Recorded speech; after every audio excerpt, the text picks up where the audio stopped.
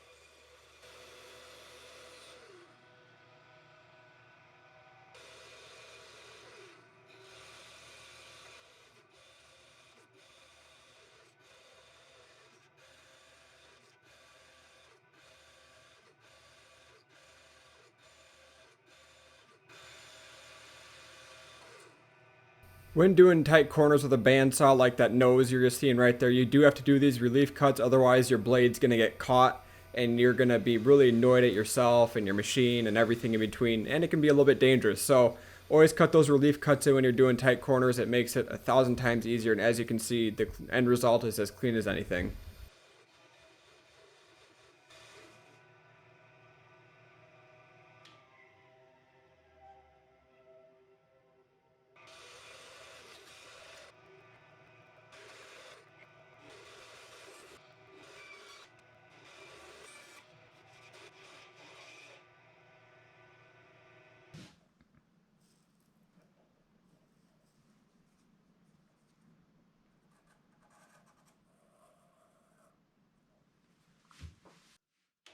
And this is what I was talking about earlier with the resawing. After I get done with these cuts, I'm going to have to retrace everything anyway. So that first few cuts was just to get everything close. And then after this, I'm going to retrace stuff. And that's when we're going to get things exact.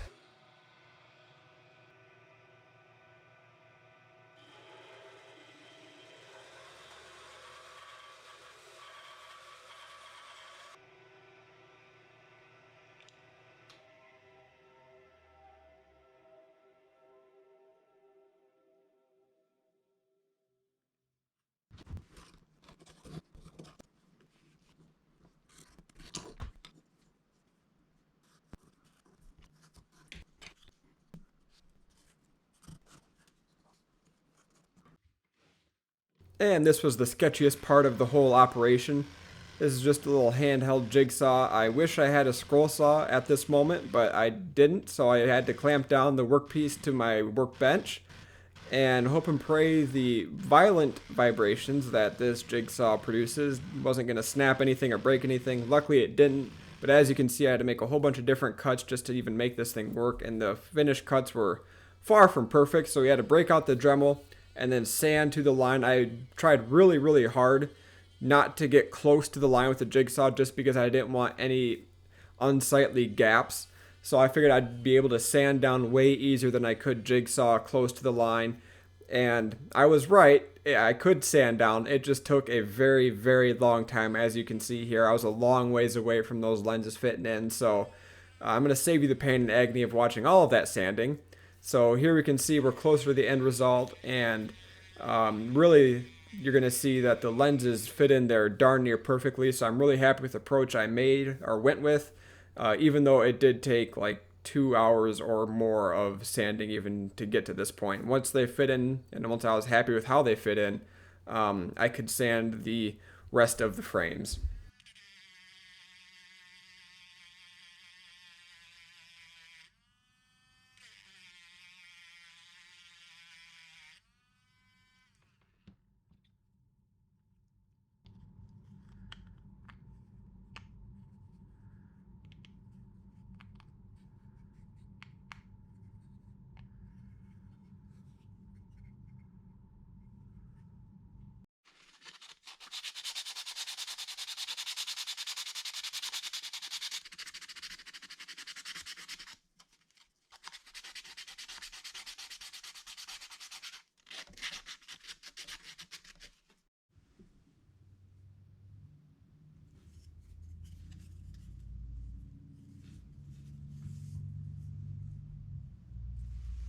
As you guys can see, the friction fit for the lenses was actually pretty darn good. The problem is it was a friction fit and not a snap fit like normal glasses. So I'm not going to trust friction to long-term solutions. So I decided to mix up some 15-minute epoxy. And again, I used some epoxy dye like I did for the corner of my glasses. If you use enough red and enough black, you get close to a brown color. And it took a little bit of trial and error to get to that brown color I wanted, but eventually I got to that brown epoxy that I was hoping for, and I wiped that on the inside part of the where the frames would be to make sure that the frames would, or the lenses would be in there long term. And as you can see, I taped up the lenses to make sure I didn't get any epoxy on it or anything like that. So this process actually worked quite well. I was happy with the color of the epoxy. I was happy with the 15-minute epoxy I used. And I was happy I taped the lenses because, as you're going to see here, I got a little bit of epoxy on that blue tape, but luckily it all came off wonderfully.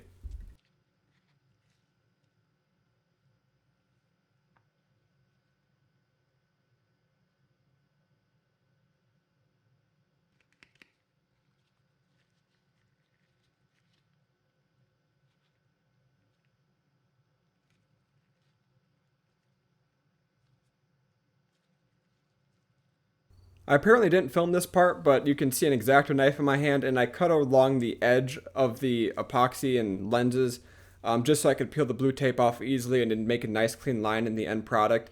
So I apologize for not having that, but here you can see the blue tape peeling off and having a really clean line, so I was happy with that result too. And with the lenses securely in place, I could move to the arms. Now, making the arms was a very simple process. All I did was trace one of the arms. As you're going to see, I cut it out on the bandsaw. And then once you had one, you could just resaw the one you had, and you magically had two because it was a thick enough piece of walnut that you could resaw it, and you could get two arms out of it. So this was a really quick process.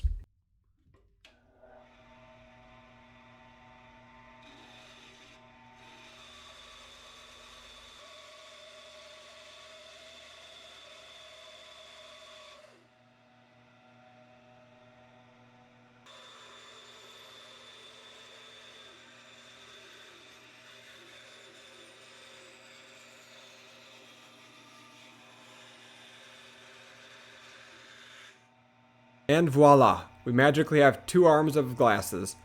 Now this next part, I'm going to save you the pain and agony once again of watching me sand stuff. So you can see that top one has been shaped with sandpaper and all that. The bottom one is yet to be shaped, so there's a little bit before and after of the process. And then after both were shaped, it was time to attach them. I ordered some glasses hinges off of Amazon, attached them with CA glue, and they're holding up really well.